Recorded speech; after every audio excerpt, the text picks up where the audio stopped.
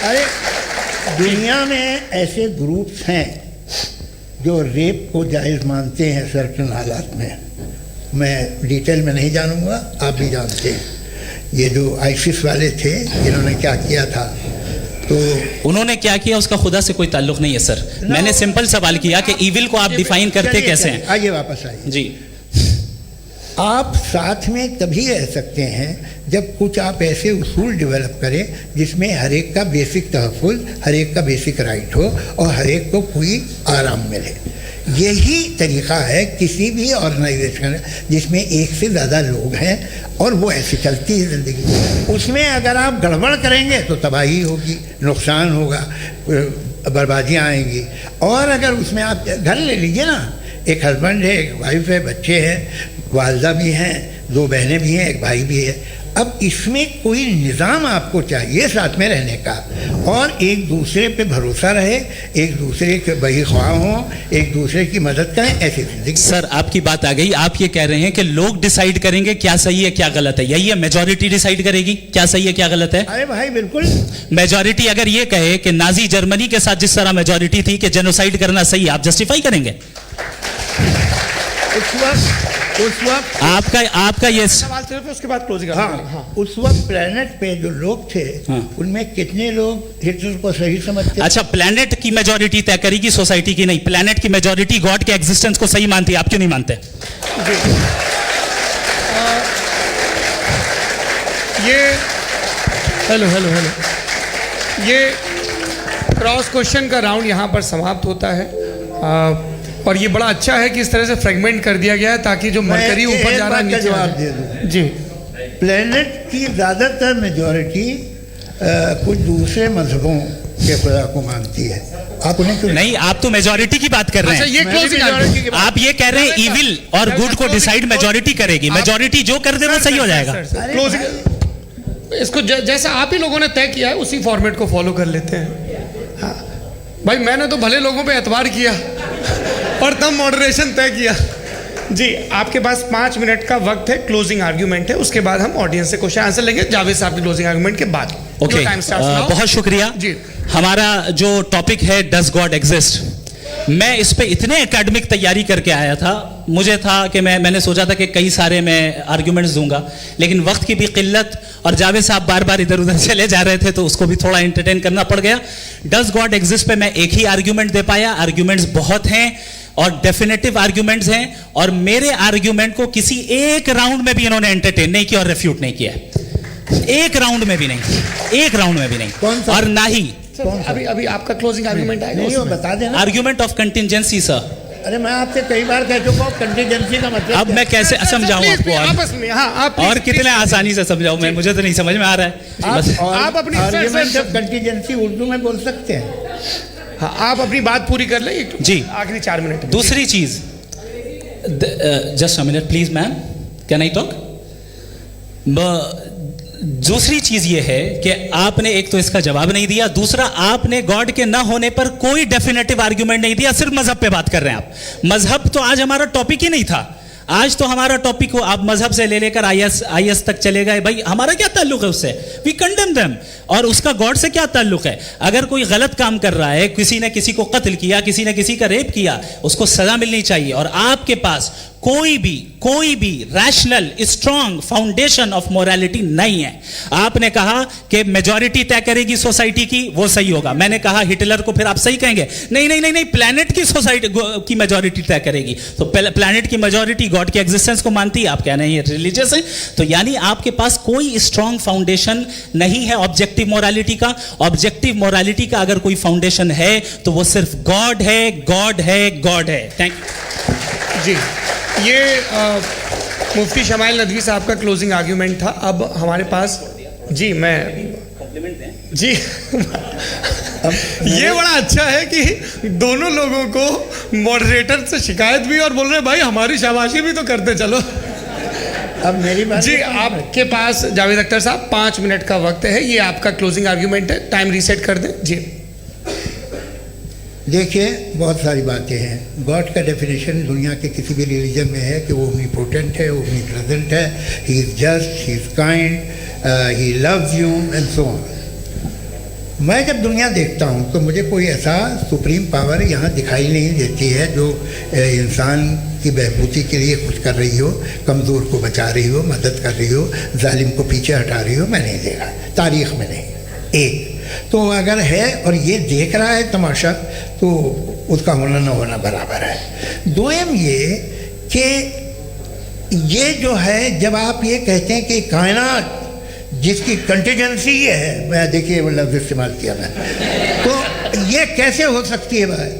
और फ़ौरन आप सरेंडर कर देते हैं कि जाहिर है कि इसका बनाने वाला तो इससे 10,000 गुना ज़्यादा कॉम्प्लिकेटेड होगा। उस पर आपके होने पे कोई इतराज़ नहीं है। उसे वो टाइमलेस है, वो पहले से था, टाइम तो बहुत बाद में आया। ये सब आप मानने को तैयार है जिसका आपके पास कोई सबूत नहीं, आपके पास कोई रीज़न नहीं है। आपकी तारीख क्या है मज़हबों की? बिलीफ की, जो खुदाओं का बिलीफ है, ये कॉन्स्टेंटली गलत साबित होता रहा है। मतलब आप कहें कि अरिस्टोटल के ज़माने में तो सब जाहिल थे, वो भी इतने ही यकीन से खुदा पे यकीन रखते थे, जो अब नहीं रहा, ये भी नहीं रहेगा। आप लिख लीजिए, और इसके आसार आपको दुनिया में दिखाई देना शुरू हो चुके हैं। ये बहस क्या आज से 100 साल पहले इस तरह हो सकती थी? यहाँ तक तो आपको हम ले आए हैं। तो सर अरे इनको मदद की ज़रूरत नहीं भाई, ये सेल्फ सफिशिएंट आदमी है, आप क्यों इनकी मदद कर रहे हैं? Sir please. तो ये जो है तमाम बातें अपनी जगह हैं। ये एक पैकेज है।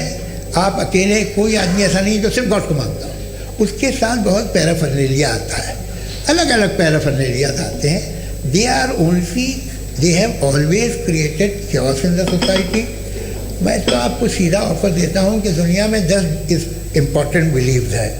आप एक मानते हैं, 9 नहीं मानते, 9 में आप एथियस्ट हैं, 9 को आप बिल्कुल रीजनेबली मेरी तरह देखते हैं।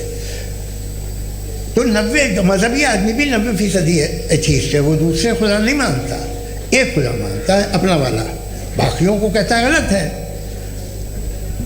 अगर आप मानना ही बंद कर दें तो आपका 10% चांस है कि आप सही हैं और 90% चांस है कि आप गलत हैं।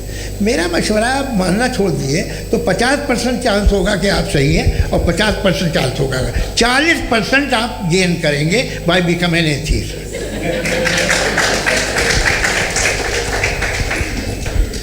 ये एक फरसूदा ख्याल है, ये ख़त्म हो रहा है। हो सकता है मेरी ज़िंदगी में ना हो, लेकिन ये हो जाएगा। जो बातें ये इनको आप मेटाफिज़िकल, ये वो ऐसे रिस्पेक्टेबल टर्म दे दिए, ये तो उन लोग के हैं जिन्हें ना फिज़िक्स मालूम थी ना मेटा मालूम था, ये उन्होंने आपको दिए हैं। जी बहुत शुक्रिया आप दोनों लोगों का। और अब इस बातचीत का आखिरी राउंड शुरू होगा, डज गॉड एग्जिस्ट की ये बहस मुफ्ती शमाइल नदवी और जावेद अख्तर साहब के बीच। आप लोग अपने अपने हाथ ऊपर करेंगे, मैं यहाँ से तय करूँगा।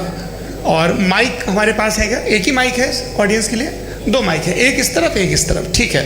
तो जी सबसे पहले हमारी सहयोगी हैं मारिया शकील जी, पूछिए सवाल। थोड़ा सा रुकेंगे ताकि कैमरे का फ्रेम आप पर आ जाए, आपकी तो प्रैक्टिस है टीवी की। जी नदवी साहब, मैं खुदा को मानती हूँ, पहले मैं इसी प्रमाइस से शुरू कर रही हूँ और ये बता रही हूँ आपको, मैं मानती हूँ। लेकिन कुछ सवाल हैं जो जावेद साहब ने उठाया, उसका जवाब आपको देना चाहिए। पहला सवाल ये कि गज़ा में सालों से छोटे बच्चे मर रहे हैं, वो उनको, अगर खुदा मर्सीफुल है, हम मानते हैं कि अल्लाह ताला में बहुत ताकत है, तो वो बच्चे क्यों मर रहे हैं? दूसरी बात ये कि अगर कंटिजेंसी की जो आप बात करते हैं, पूरे मुस्लिम ममालिक मिल कर के भी उन गज़ा के बच्चों को क्यों नहीं बचा पा रहे हैं? क्योंकि अगर वो चाहते, क्योंकि अल्लाह ताला उन पर हुकूमत करते हैं, सब पर हुकूमत करते हैं, तो वो उनको क्यों नहीं बचा? जी थैंक यू वेरी मच। बहुत अच्छा किया आपने इस चीज़ को जिक्र कर दिया, मैं इसको और अच्छे से एक्सप्लेन करने की कोशिश करता हूँ। देखें, जहाँ तक आपने कहा कि गज़ा के बच्चों को मारा जा रहा है, देखें 2 वर्ल्ड व्यू है, एक एथिस्टिक वर्ल्ड व्यू, एक थीस्टिक वर्ल्ड व्यू है। बच्चे मर रहे हैं दोनों वर्ल्ड व्यू में, लेकिन हमारा वर्ल्ड व्यू कह रहा है कि रिकॉम्पेंस है, ये कह रहे हैं कि उनका मरना बेकार जाने वाला है, कोई उसका रिकॉम्पेंस नहीं है, चूंकि इनके यहाँ आखिरत और अल्लाह का कोई तसव्वुर या गॉड का कोई तसव्वुर नहीं है। आपने ये सवाल किया कि गॉड मर्सीफुल है, क्यों नहीं रोकता। ये मैंने बताया कि ये मिसकंसेप्शन है लोगों के दरमियान कि गॉड को सिर्फ मर्सीफुल और ओमनीपोटेंट समझते हैं। गॉड के सिर्फ यही दो एट्रीब्यूट्स नहीं हैं, गॉड के कई सारे एट्रीब्यूट्स हैं। उनमें से अल हकीम भी है, उनमें से ऑल वाइज भी है, ऑल नोइंग भी है। लिहाजा अगर इस दुनिया में किसी को तकलीफ आ रही है और गॉड उसको नहीं रोक रहा है, वो इसलिए नहीं रोक रहा है चूंकि इंसानों को फ्री विल दिया गया है। ठीक इसी तरीके से अगर एक डॉक्टर किसी छोटे बच्चे को इंजेक्शन लगा रहा है, उसे तकलीफ पहुंच रही है, उसके लिमिटेड पर्सपेक्टिव के एतबार से यह गलत हो रहा है और डॉक्टर बुरा है। लेकिन जब आप ब्रॉडर पिक्चर को देखेंगी, आपके और हमारे पास सिर्फ एक पिक्सल है, हमें इतना नजर आ रहा है कि गजा में कत्ल हो रहा है, लेकिन इसके पीछे कितना रिकॉम्पेंस उनको मिलने वाला है, पूरा पिक्चर गॉड के पास है। तो एक पिक्सल से आप पूरे पिक्चर को कभी भी जज नहीं कर सकती। आप इसमें कुछ जोड़ना चाहेंगे? आपको कुछ बोलना है इसमें? भैया आपने बहुत अच्छा जस्टिफिकेशन दिया। या आप वो जो वहाँ के प्राइम मिनिस्टर इजराइल के उन्हें भेजिए, वो बहुत खुश होंगे। आप जस्टिफिकेशन दे देना कि अगर गॉड नहीं है तो बच्चे क्यों मर रहे हैं, आप बताएं। वो ये सवाल पूछ रहे हैं कि अगर आप ईश्वर का अस्तित्व नहीं मानते हैं तो उन बच्चों की मौत को आप कैसे इंटरप्रेट करते हैं? भाई ये दुनिया जो है, जो ताकतवर लोग होते हैं वो एक नाइंसाफ़ी करते हैं। तो ये अच्छा काम है आपके नज़दीक, तो नेचर नाइंसाफ़ी पे मबनी है। अरे मेरे भाई, आप नेचर की कहाँ बात कर रहे हैं, तो इंसान की बात कर रहे हैं। तो फिर जब मैं इंसान की बात कर रहा था, आप नेचर की बात करने लग गए। क्रॉस एग्जामिनेशन नहीं। हाँ, अब आप मुझे बोलने नहीं देंगे तो अलग बात है, आप बोलिए, मुझे कोई जल्दी नहीं। जी नहीं, ये क्रॉस एग्जामिनेशन बोल तो लेने दीजिए। जी बोलिए। क्या बात ये है कि ह्यूमन सोसाइटी तभी साथ में रह सकती है जब वो मोहब्बत से, एकता से, एक दूसरे के एहतराम करके रहे। इसके अलावा पॉसिबल नहीं है, अकेले तो इंसान रह नहीं सकता। वहाँ पर कुछ लोग हैं जो फाउल करते हैं, वो फाउल हमेशा से तारीख में होता आया है। आज ये हो रहा है, जो हो रहा है बहुत बुरा हो रहा है, बहुत जालिमाना है, बहुत जाबराना है। उसको आप कहें कि ये बच्चों को कॉम्पनसेशन मिल जाएगा या इसकी इंजेक्शन है, इंजेक्शन तो हेल्थ के लिए दिया जाता है। आप ये कह रहे हैं कि ये बच्चों की जो धज्जियां उड़ रही हैं ये इंजेक्शन है, ये टेस्ट है और उस टेस्ट में उनको ऐसा रिकॉम्पेंस मिलेगा जो आपके तसव्वुर के बाहर है। ये आप 3 बरस के बच्चे को बारूद से उड़ा के टेस्ट ले रहे हैं। वाह, वो नहीं ले रहा है, खुदा नहीं उड़ा रहा है, इजराइल उड़ा रहा है। जी, ये तो उसको कंडेम करें। अगला सवाल लेते हैं प्रोफेसर पुरुषोत्तम अग्रवाल। मुफ्ती साहब, एक निवेदन आपसे है कि कम से कम थोड़ा सा माइक क्लोज, एक रिलीजियस और फिलोसफिकल कर मैं प्लीज। एक रिलीजियस और फिलोसफिकल ट्रेडिशन है जो ब्रह्मांड को यानी यूनिवर्स को ही अंतिम मानती है। सर्वम खलु इदम ब्रह्मम, this is Chandogya Upanishad, and it completely rules out the existence और नेसेसिटी, आपके शब्दों में necessity of a creator. The creation itself is the creator. तो एक मिनट प्लीज। दूसरा जो सवाल आपने अभी, जो आप बार बार कह रहे हैं कि भगवान विद्वान भी है, वाइज, सब जानने वाला, तो अगर विजडम में दुनिया भर के पापों और अत्याचारों को बर्दाश्त करना शामिल है, तो फिर इसका मतलब ये हुआ कि अगर मैं फ्री विल से उसको अपोज करता हूं तो ईश्वर की विजडम और मेरी फ्री विल में कॉन्ट्राडिक्शन है। Because when I am opposing whatever is happening in Gaza, then I am opposing the God's will और गॉड्स विजडम। जवाब लेते हैं तो गॉड की विजडम में, एक मिनट सर प्लीज सर, ये एक जुमला। गॉड की विजडम है कि गाजा में जो कुछ हो रहा है वो हो रहा है, मैं उसको अपोज कर रहा हूं, तो मैं गॉड की विजडम के खिलाफ जा रहा हूं। एक सवाल। दूसरा ये नहीं, आपने 2 ऑलरेडी। सर आप और सवाल कर लें, लेकिन मुझे 2 जवाब दे। पहले आपने ये कहा, सुनिए मेरी बात सुनिए। इजराइल के गॉड के मुताबिक तुम्हारा ठीक हो रहा है ना? नहीं हो रहा है, ठीक नहीं हो रहा है। मैं बता रहा हूँ क्या हो रहा है, आप तशरीफ रखिए, मैं बता रहा हूँ क्या हो रहा है। Let me complete please. एक सेकंड गाइस, एक सेकंड। ये देखिए, ऐसा है कि ये सब बड़ा आपस में विचार विमर्श के बाद ये तय हुआ था कि कुछ नियम बना लिए जाएं ताकि एक टाइम बाउंड बातचीत चले। और भाई साहब, आप बड़ा ज़रूरी काम कर रहे हैं लेकिन कैमरे के फ्रेम में आके उस काम को गड़बड़ कर दे रहे हैं। ठीक है गुरु, अब मेरे को कहीं का गुस्सा कहीं निकालना था, सॉरी। नहीं, कोई गुस्सा नहीं है जी। तो प्रोफेसर ने सवाल पूछे, आप उनके जवाब दें, और थोड़ा ये सब लोग थोड़ा ख्याल रखें भाई, सवाल संक्षिप्त रखें जी। आपने 2 सवाल किए। सबसे पहला ये कहा कि हमारे पास ये कॉन्सेप्ट है कि ये यूनिवर्स खुद नेसेसरी बीइंग है, creation itself is the creator. How irrational is this कि मैं एग्जिस्ट करूंगा बाद में, लेकिन अभी एग्जिस्ट कर भी रहा हूं, यानी एक ही टाइम में एग्जिस्ट भी कर रहे हैं, नहीं भी कर रहे हैं। This is not true.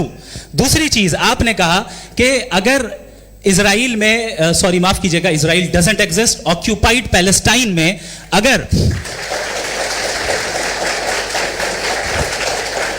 अगर ऑक्यूपाइड पैलेस्टाइन में बच्चों को मारा जा रहा है फ्री विल की वजह से और गॉड नहीं रोक रहा, ये कॉन्ट्रडिक्शन है। ये बताइए कि एक एग्जाम में एक बच्चा गलत आंसर लिख रहा है, सुनिए, एग्जामिनर चाहे तो रोक सकता है, क्यों नहीं रोक रहा है? ये कॉन्ट्रडिक्शन है, ये कॉन्ट्रडिक्शन नहीं है। माइक नहीं सर, ये आपस में ये क्या आपका सवाल?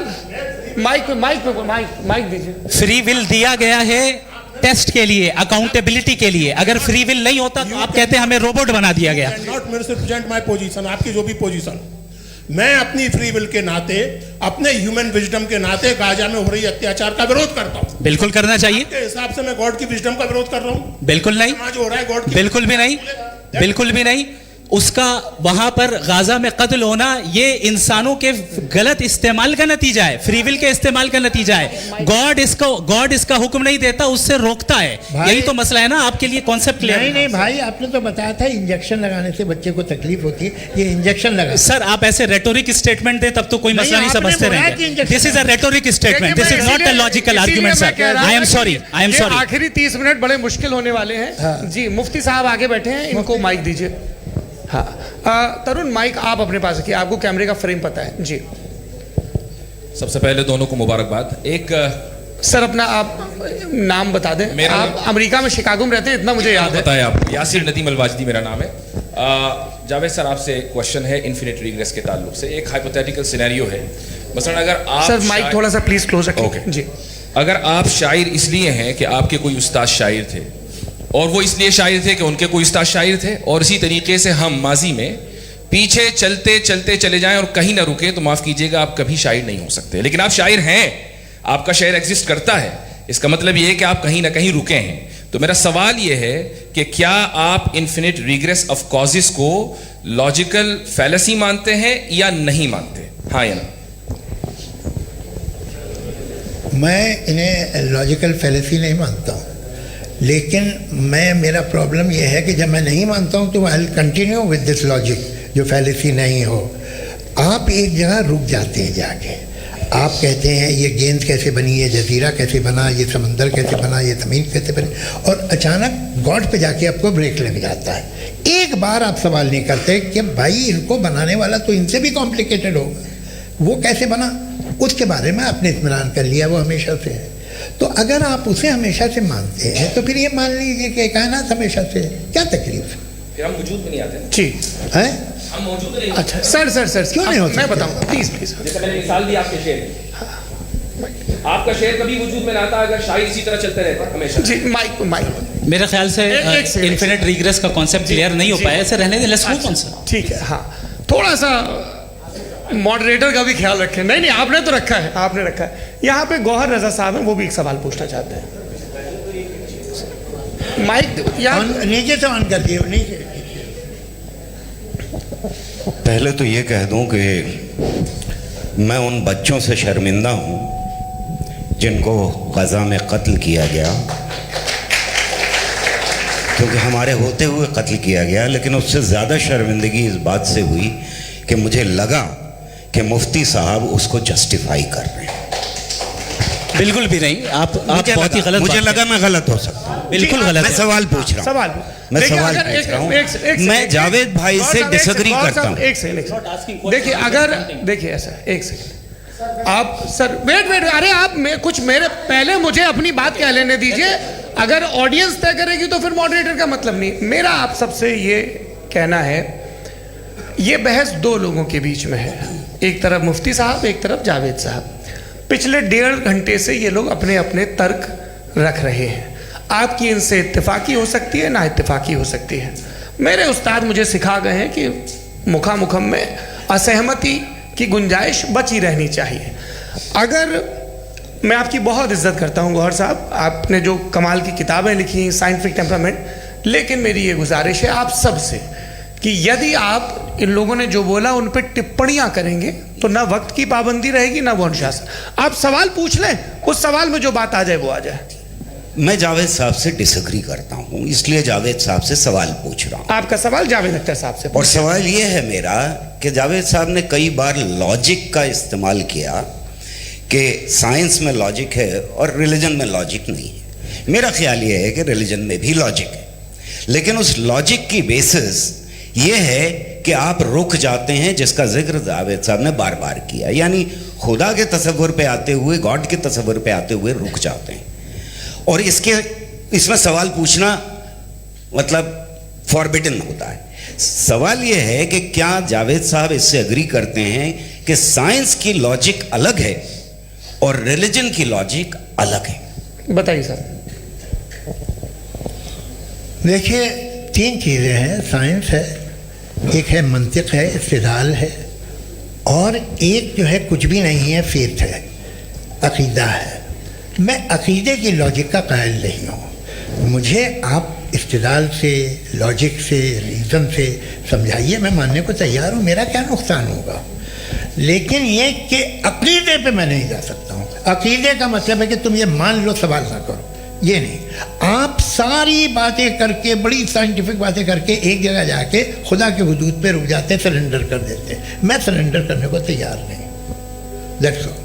जी, ये आगे सर बैठे हुए हैं, इनको माइक दीजिए। भाई वो आप पूछना चाह रहे थे ना भाई? हाँ, नहीं मैं ये थैंक यू जी। आपका नाम? आसिम इफ्तिखार। आसिम जी, पूछें। सर, जावेद सर से सवाल है कि आपने अपने माइक थोड़ा करीब है। अपने क्लोजिंग स्टेटमेंट में ये बात कही थी कि मज़हब का जो फ्यूचर है वो ज़्यादा दिन नहीं जाने वाला है, लेकिन मैं देख पा रहा हूँ कि जो ऑक्सफोर्ड यूनिवर्सिटी की एक स्टडी है 2011 में हुई है, जिसके 50 एकेडमिशियंस ने इसको अंजाम दिया था, उसमें वो ये कहते हैं कि जो फेथ इन गॉड है वो इनबिल्ट है ह्यूमन नेचर के अंदर, जिसको हम कहते हैं फितरत के अंदर शामिल है वो। और वो ये कहते हैं कि अगर कोई ये समझता है कि मज़हब को वो ख़त्म कर देगा तो ये उसकी गलत फहमी है। तो आप इसके बारे में, इस स्टडीज़ के बारे में क्या कहते हैं? ठीक है, मैं उनसे एग्री नहीं करता हूँ। वो कौन से प्रोफेसर होंगे? ऐसा इनके पास डेटा है, इन्होंने डेटा के बेसिस होगा। डेटा क्या हो सकता है? फ्यूचर का डेटा तो नहीं हो सकता ना उनके पास, प्रेजेंट का डेटा हो सकता है। डेटा आपने सुना 100 साल पहले का बाद का डेटा? मैंने तो नहीं सुना आज तक। तो आज उनकी ये राय है और होगी राय, ठीक है। दुनिया में तरह तरह की राय है लोग, लेकिन मैं समझता हूँ कि वक्त के साथ इंसान ज़्यादा से ज़्यादा रीज़नेबल और लॉजिकल होता जा रहा है। आज आप देखिए वेस्टर्न यूरोप में क्या परसेंटेज है नॉन बिलीवर्स की, बहुत हाई। वहाँ चर्च खाली पड़े होते हैं। तो अल्टीमेटली तो इंसान कोई ऐसी बात बहुत अरसे तक नहीं मान सकेगा, चाहे गलत या सही, जो उसे, उसके दिमाग को, उसके जहन को, उसकी लॉजिक को अपील न करे। वो कह रहे हैं तो ऑक्सफोर्ड के होंगे, तो कैम्ब्रिज के होंगे, तो मुझे क्या लेना देना। उनका डेटा मुस्तकबिल का नहीं हो सकता है। जी दीपक, हाँ पूछे। मैं आऊँगा, अभी पीछे की साइड भी आऊँगा, माइक वहीं भेजूंगा 2-3 साल के लिए। जी जावेद साहब, आपसे सवाल है। नमस्ते। अरे भाई सर, अगर आप ही लोग तय करना है तो फिर 200 लोग तय कर लें। नहीं sir, please don't do this sir. Everybody has a right sir, but we can only take selected questions. No sir, ये यंग लोग भी हैं तो इनकी ये अब उतने यंग, भाई आप यंग हैं कि नहीं हैं? वो कह रहे हैं वो भी यंग हैं साहब। आप उनकी नौजवानी पर दावा उनको ही करने थे। हाँ मुफ्ती साहब, आप यंग, हाँ पूछे। अरे भैया सर, मेरा सवाल ये है, इनसे भी तो पूछो जी। नहीं, बस आपसे एक सवाल है। जैसे थीस्टों के पास, अपने जो ईश्वर को मानते हैं, उनके पास अपने सोशल गेट टुगेदर्स हैं। 5 रोज़ आज क्रिसमस आने वाला है, होली है, दिवाली है, ईद है। एथिस्ट क्या ऑफर कर रहे हैं? मतलब मैं इनकी दुकान से बुर में आना चाहता हूँ उस तरफ, पर मैं अट्रैक्ट नहीं हो पा रहा हूँ। मैं सोशल गेट टुगेदर्स क्या है आपके पास? वो ये कह रहे हैं कि जो धार्मिक लोग हैं, अलग अलग धर्म के लोग, उनके उत्सव त्योहार, कॉन्ग्रेगेशन बहुत हैं। अब आपको मैं एक सुनाता हूँ, यहाँ हिस्टोरियन भी बैठे हैं। मृदुला जी, आप बताइएगा सही है क्या? ये एक कॉन्स्टेंटाइन, एक ग्रीक रोमन बादशाह था, जो क्रिश्चियनिटी आने के 400 साल बाद उसने डिसाइड किया कि मैं क्रिश्चियन हो जाऊंगा, मेरी पूरी स्टेट कैंसिल हो जाएगी। उस ज़माने में ऐसे ही होता था, राजा जो धर्म इख्तियार करता था वो जनता भी कर लेती थी। इसलिए कि वो हो गया था बैंकरप्ट, और उसे जो मेडिटेरियन कोस्ट के रिच क्रिश्चियन वो थे मर्चेंट, तो उससे पैसा चाहिए था। तो उसने कहा यार क्रिश्चियन हो जाओ। तो उसने अपने वजीर से कहा कि भाई ये हिस्ट्री है कि अब हम लोग क्रिश्चियन हो जाते हैं। कहते सर हो जाएंगे, कोई प्रॉब्लम नहीं है, लेकिन एक प्रॉब्लम ये है कि 17 दिसंबर से 25 दिसंबर तक जो पेगन फेस्टिवल होता, जो पेगन्स थे वो लोग, जो फेस्टिवल होता है वो बंद हो जाएगा, इसलिए कि हम क्रिश्चियन हो गए तो होगा नहीं। तो वो बच्चों को बहुत बुरा लगेगा, पब्लिक को बहुत इन्जॉय करते हैं, खासतौर से 25 को मेन डे। तो उसने कहा ये तो सही कह रहे हो, ये जीसस क्राइस्ट की पैदाइश कब थी? कहते साहब वो अप्रैल में थी। नहीं, कट करो, वो 25 दिसंबर को है। ये हकीकत है जी। और 400 साल बाद क्रिश्चियनिटी के अप्रैल से दिसंबर ले आए, और इसलिए कि यहाँ पेगन फेस्टिवल होता था। अब मनाते हैं आप आराम से। ये जो सारे फेस्टिवल हैं ये रिलीजन से, हर एक को एक इंटरटेनमेंट डिपार्टमेंट चाहिए होता है अपनी कंपनी चलाने के लिए। तो ये रिलीजन ने, ये सेकुलर त्योहार थे जिन्हें रिलीजन्स ने ले लिया है। ये मौसम के थे, फसलों के थे, किसानों के थे, उसको आपने लेके रिलीजियस रंग दे दिया। ये कोई रिलीजन से थोड़ी आए हैं आप। अच्छा हमें देखिए, हम तो मुल्द हैं, हम ईद मनाते हैं, हम दिवाली मनाते हैं, हम होली मनाते हैं, हम क्रिसमस मनाते हैं। बम्बई की फिल्म इंडस्ट्री की सबसे बड़ी होली हमारे घर में होती है, सबसे बड़ी ईद हमारे घर में होती है। वो हमारी सोशल वो है, हमारे हेरिटेज है। ऐसा थोड़ी है कि we will throw the baby along with the water. ये तो अच्छी चीज़ है, इन्हें रखो, जो बेकार है फेंक दो। जी हाँ, हेलो जी, मेरा सवाल नादवी जी से है। जैसा कि आपने बोला कि गॉड टाइम के भी परे हैं और गॉड इतनी कॉम्प्लेक्स चीज़ है कि उसे ह्यूमन माइंड समझ नहीं सकता, और गॉड ने अर्थ पे फ्री विल भी दे दी है, तो आप अपना वक्त ज़ाया क्यों कर रहे हैं गॉड के बारे में बात करके? अपन को तो बात करनी चाहिए कि सोसाइटी को बेहतर कैसे करें। जी, मैं गॉड वही बताता है सोसाइटी को कैसे बेहतर करें। अभी मैं आपका जवाब देता हूँ। आपने कहा कि टाइम पे वो एग्जिस्ट नहीं करता, सो नहीं, मेरा सवाल ये है कि जैसा आपने बोला कि गॉड बहुत ही कॉम्प्लेक्स चीज़ है। मैंने कहा ही नहीं कि कॉम्प्लेक्स है, तो आपके अल्फाज हैं। कॉम्प्लेक्स का लफ्ज गॉड के लिए सुइटेबल नहीं है। क्यों? क्योंकि कॉम्प्लेक्स वो चीजें होती हैं जो ऑब्जेक्ट हो। God is not an object जिसको आप इंस्ट्रूमेंट के जरिए लेबोरेटरी में जाके टेस्ट करें, oh it's very complex. No, वो कोई कार का इंजन नहीं है। मेरा वो फिलोसॉफिकली नेसेसरी बीइंग ऐसी बीइंग है जो सिंपल बीइंग है। हाँ, आप उसको मुकम्मल तौर पे उसकी तमाम हिकमतों को जान ले और हर चीज को जान ले, ये पॉसिबल नहीं है, क्योंकि वो ऑल वाइज है, आप ऑल वाइज नहीं है, और वो खुदा है, वो आपको सारी चीजें बता दे, ये जरूरी नहीं है। मेरा सवाल ये नहीं था, मेरा सवाल ये था कि जब गॉड इतना परे है इस दुनिया से कि उसने अर्थ पे फ्री विल भी दी है, हम सब ह्यूमंस की फ्री विल है, और जो सोसाइटी में हो रहा है वो अपन लोग डिसाइड करेंगे, तो अपन लोग डिसाइड नहीं करेंगे ना, अपन लोग डिसाइड नहीं करेंगे। गॉड जो है, गॉड ने वो उसकी जात, उसकी एग्जिस्टेंस टाइम एंड स्पेस से परे है, लेकिन वो हमारा टेस्ट ले रहा है और उसी गॉड ने हमें बताया कि तुम्हें क्या करना है क्या नहीं करना है, तो जाहिर उस गॉड की बात सुनेंगे ना। जी, वो पीछे एक चश्मा लगाया जो मैम खड़ी हैं, उनको दीजिए। हाँ, आप जी जी बिल्कुल आएंगे। देखिए मैं कोशिश कर रहा हूँ सब तरफ जाने की। हाँ, उनको दीजिए माइक। जी, हेलो सर, मैं ओमनी प्रेजेंट नहीं हूँ, टाइम पाबंद हूँ, और जहाँ तक कोशिश कर सकता हूँ करूँगा। जी, अपना नाम बताइए। मेरा नाम उर्सुला है, मैं दिल्ली यूनिवर्सिटी की एक स्टूडेंट हूँ और मैं स्टूडेंट फेडरेशन ऑफ इंडिया से हूँ। मेरा सवाल मुफ्ती जी से है कि इस हॉल के इस कमरे में बैठ के हम लोग रेप की मोरालिटी के बारे में फिलोसफिकली बात तो कर सकते हैं, बट असलियत ये है कि रोज़मर्रा की ज़िंदगी में औरतें रेप के थ्रू गुजरती हैं, और हम लोग सिर्फ नंबर्स पे इस तरह नहीं देख सकते, क्योंकि कितनी औरतें हैं इन कंट्रीज़ में जहाँ पे आप बता रहे हैं कि केसेस कम हैं, जिनका एक्सेस है कि वो जाके केस फाइल कर सकें। कितनी औरतें हैं जो जिनको काम करने की आज़ादी है उन कंट्रीज़ में। यूरोप में ये आज़ादी आ गई, यूरोप में ये रूल्स आ गए, तो हम आज उसके बारे में बात कर पा रहे हैं। जी, जवाब। आपने ये कहा कि कमरे में बंद होकर हम लोग इस पर फिलोसफिकली बात कर सकते हैं, लेकिन हकीकत में क्या हो रहा है, वो ग्राउंड लेवल पे क्या हो रहा है, जो बहुत गलत हो रहा है, और वो सफ़र कर रही हैं। आई एग्री, बहुत गलत हो रहा है, और जो गलत हो रहा है उसको हमें रोकना है।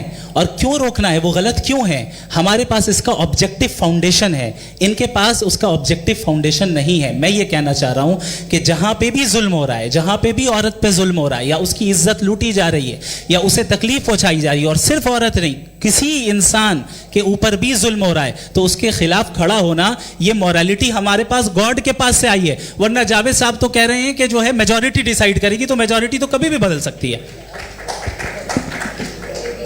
क्या आप हाँ। ये थोड़ी सी आपको गलतफहमी है। मैं अगर मेरे जुमले से ये मदनत निकला या मैंने कहा तो ये जुमला मैं वापस लेता हूँ, ये मेरा मतलब ही नहीं था कि मेजॉरिटी डिसाइड करेंगे। मेजॉरिटी डिसाइड करे तो दुनिया में बड़ी, वैसे आपने कहा था ये जुमला, अच्छा हो मैं मान रहा हूँ, बाद में रिकैप कर लेंगे। अरे एक सेकंड मैं अपनी एक्सप्लेनेशन दे रहा हूँ। मुनासिब बात यह है कि हम सब के सब दिल में जानते हैं कि क्या अच्छा है क्या बुरा है, हमें पता है अच्छी तरह से। जो लोग बुरे काम करते हैं उन्हें भी मालूम अच्छा क्या है। यही तो सवाल था हजरत कि फिर ये मोरालिटी आई कहाँ से? Cross examination. हाँ जी, हाँ, मोरालिटी साथ रहने की डिजायर से आई है। यानी साथ रहकर जो कुछ कह दे, जो कुछ कर दे, वो हो जाएगा? नहीं नहीं, तो आप कायदे से रही कर सकते हैं जब तक लोगों में मोरालिटी हो, वरना क्यास हो जाएगा। ये आपको कैसे पता? जी हमने देखा ना, जहाँ मोरालिटी का क्यास हो गया, हम देखते हैं। कहाँ पे देखते भाई? दुनिया में। आप जो कह रहे हैं, आप कहीं पे अगर गलत हो रहा है इस बहस तो उसको आप गलत देखिए। आप एपिस्टेमोलॉजी की बात कर रहे हैं, मैं ऑन्टोलॉजी की बात कर रहा हूं। मैं इस बहस फाउंडेशन आप क्या है? दोनों लोगों को चाय पे होस्ट करूंगा, वहां पे क्रॉस एग्जामिनेशन कर लीजिएगा। अभी ऑडियंस का हक मार रहे हैं आप लोग भाई, सर जस्ट लोग हैं आप लोग।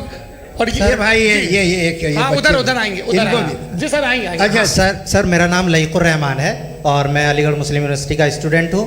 और जहाँ तक मुझे पता है कि sir you are also product of Aligarh Muslim University. मैं भी उसी चमन का बुलबुल। हाँ सर, तो बड़ी खुशी हुई मुझे जान करके कि मैं आपसे मिलूंगा। सवाल सर, मेरा सवाल यह है, सर सैयद अली रहमा का नज़रिया यह था कि खुदा के वजूद को अक़ल के दायरे में रह कर के तलाश करना, न कि पूरी तौर से उसका इनकार कर देना। Sir how will you define it?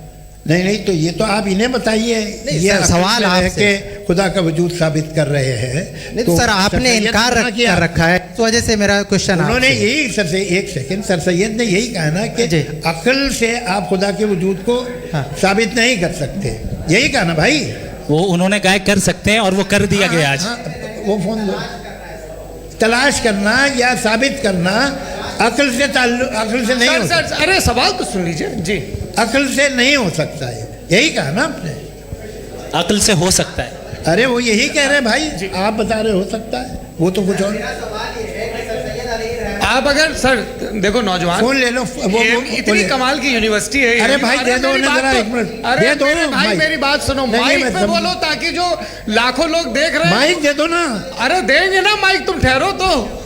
हाँ सर, मेरा सवाल ये था कि सर सैयद अलैहि रहमा का एक नज़रिया था अपना कि खुदा का जो वजूद है उसको अक़ल के दायरे में रह कर के तलाश करना है, न कि पूरे तौर से इनकार कर देना है। ये उनका कॉन्सेप्ट था। लेकिन मेरा सवाल ये है कि आप इसको कैसे डिफाइन करते हैं, एक्सप्लेन कैसे करेंगे? मैं आपसे जानना चाहता हूँ, क्योंकि you are the product of Aligarh Muslim University. मुझे अक़ल के दायरे में रख के मैंने बहुत तलाश की, मुझे मिला नहीं। हाँ ये इधर वो चश्मा लगाए जो, हाँ उनको दे दीजिए। जी जी फटाफट पूछिए, बस 5 मिनट है, 5 मिनट में खत्म हो रहा है। हाँ अस्सलाम वालेकुम मुफ्ती साहब। एंड मेरा सवाल जावेद अख्तर साहब से। क्या नाम है आपका? अरे भैया सब मुझे पूछ रहे हो। फैज पूछे फैज साहब। तो मेरा सवाल ये है कि अभी जो एथियस्ट है वो problem of evil argument use कर रहे हैं अगेंस्ट मुस्लिम्स, राइट? कि इस दुनिया में इतना सारा ईवल है और अगेंस्ट मुस्लिम तो यहाँ अगेंस्ट थियस्ट। हाँ थोड़ा सा करेक्ट कर लीजिए भाई, पूरी मशक्कत ही इसी बात की थी कि किसी एक मजहब पे बात न टिके। जी, तो बेसिकली ये आर्ग्यूमेंट ऐसा है कि इस दुनिया में इतना ज़्यादा ईवल एग्जिस्ट करता है और अगर एक ऑल गुड गॉड है तो वो रोकता क्यों नहीं है? लेकिन इस सवाल में एक हिडन अजम्पशन ये है कि इस दुनिया में ईवल एग्जिस्ट करता है। अब एथियस्ट ये कैसे ऑन्टोलॉजिकली प्रूव कर सकते हैं कि इस दुनिया में ईवल एग्जिस्ट करता है? मैं आपको बताता हूँ, थोड़ा सा समझा। नहीं सर हम लोग इनको सुनने आए। नहीं please don't do that. I want to explain ontologically. हम समझ गए सर, इनको आप जवाब देने दीजिए। अच्छा सवाल पूछ लो। मैं अभी तक क्या था वो मैं थोड़ा सा ऐड ऑन कर लेता हूँ। तुम गुरु, तो हम जब इसका राउंड 13 करेंगे ना तब तुमको स्टेज पे बिठाएंगे। जी तो हाँ जल्दी से। सवाल तो देखिए एथिज्म के हिसाब से सब कुछ रैंडमली बन गया है, सब कुछ एटम्स और मॉलिक्यूल्स है। एक पत्थर में और मुझ में सिर्फ इतना फर्क है कि हम लोग एटम्स और मॉलिक्यूल्स का अलग अलग रीअरेंजमेंट है। अब एक पत्थर को कोई इंसान तलवार से 2 टुकड़ों में काट दे या मुझे, according to atheism it is same, there is no evil and good according to atheism. जी जी, अच्छा फैज साहब का सवाल ये है कि हाँ, कोशिश भी करते तो इससे गलत सवाल नहीं कर पाते। एक लाइफ फॉर्म है और लाइफ फॉर्म में फीलिंग्स हैं, मतलब लाइफ फॉर्म सुनता है, देखता है, टेस्ट कर सकता है, फील कर सकता है, तो उसकी जो ये जो क्वालिटी इस बबल में आ गई हैं वो जानवर में भी है, इंसान में भी है। तो जाहिर है कि उसे कोई तकलीफ पहुंचेगी, तो चूंकि उसके पास वो सेंसिटिविटी है तो मैं करेगा, पत्थर में वो सेंसिटिविटी नहीं है। तो ये क्या सवाल हुआ कि अगर पत्थर को काटा तो पत्थर को तकलीफ नहीं होती, तो आपको काटे तो आपको क्यों तकलीफ हो? बैठ जाइए जी। हाँ, अगला सवाल। हाँ, पूछे जी। जावेद अख्तर साहब। अरे भैया, सब आप लोग मुफ्ती साहब को छोड़ रहे हैं तो मेरे ही पीछे पड़े हैं क्या? फिर चलो बोलो भाई। You asked how God can exist when children die in Gaza. Huh? You asked how God can exist when children die in Gaza, and you also mentioned the rise of atheism in Europe. But the same events also are leading many atheists and non-believers to turn towards faith. How do you interpret this contradiction, where suffering pushes some away from God, yet brings others closer to belief? देखिए, आपको एक बात बताऊं, दुनिया perfect तो कहीं भी नहीं है, हर जगह कुछ खामियां हैं। बेटा एक मिनट, मैं आप ही को कहेंगे, देखो वो तो कुछ खामियां, कमज़ोरियां, खराबियां सब जगह है। लेकिन अगर देखोगे ईमानदारी से कि दुनिया सबसे ज़्यादा महज़ब कहाँ है, एक आम शहरी को कहाँ हुकूक हासिल हैं, वो बोल सकता है, अपनी मर्ज़ी से काम कर सकता है, अपनी मर्ज़ी से राय दे सकता है, हुकूमत के ख़िलाफ़ बोल सकता है, बरसरे इख्तिदार लोगों के बारे में बोल सकता है, सरमायादारों के ख़िलाफ़ बोल सकता है। तो आपको ये स्कैंडिनेवियन कंट्रीज़ में मिलेगा, वेस्टर्न यूरोप में मिलेगा। मैं नहीं कह रहा वो परफेक्ट है, बिल्कुल नहीं, वहाँ बहुत ख़राबियाँ भी हैं, परफेक्ट तो कोई। लेकिन जिन जिन मुल्कों में, लैटिन अमेरिका देखो, गल्फ देखो, वहाँ पर आपको ये ज़रूर है कि रेप नहीं होते होंगे। रेप की ज़रूरत क्या है भाई? उसको तो ख़रीद लो, घर में रखो, सड़क पर रेप करने की क्या ज़रूरत है? मगर सुनिए, मगर हकीकत ये है कि वहाँ शख्सी आज़ादी राय देने की, बोलने की नहीं है। जी, ये एक आखिरी सवाल मुफ्ती साहब से। हाँ मैम, इनको माइक दीजिए। शुक्रिया। मेरा नाम मनीषा है, मैं हरियाणा से आई हूँ। मैं मुफ्ती साहब से एक बात पूछना चाहती हूँ। आप बार बार जावेद साहब को कॉन्ट्राडिक्ट तो कर रहे हैं कि आपने ये कहा, लेकिन आप भी अजम्पशंस के बेसिस पे बात कर रहे हैं। आपने खुदा के होने का कौन सा प्रूफ पेश किया है, खुदा की एग्जिस्टेंस का? अब इस सवाल को अलग रहने दीजिए, कौन एथीस्ट है कौन नहीं है। और दूसरी बात जो आपने एक छोटी सी कही थी कि ये फ्री विल का इस्तेमाल करता है इंसान अपनी, लेकिन इस फ्री विल का इस्तेमाल में मतलब खुदा ने ये दे दी सबको ये इजाज़त कि वो कितना घिनौनापन और कितने ज़्यादा ख़राब से ख़राब तरीके इस्तेमाल कर सकता है। जवाब सुनते जी। आप फ्री विल को मानती है ना, या अब कहती है कि फ्री विल नहीं है ना? मानती है ना?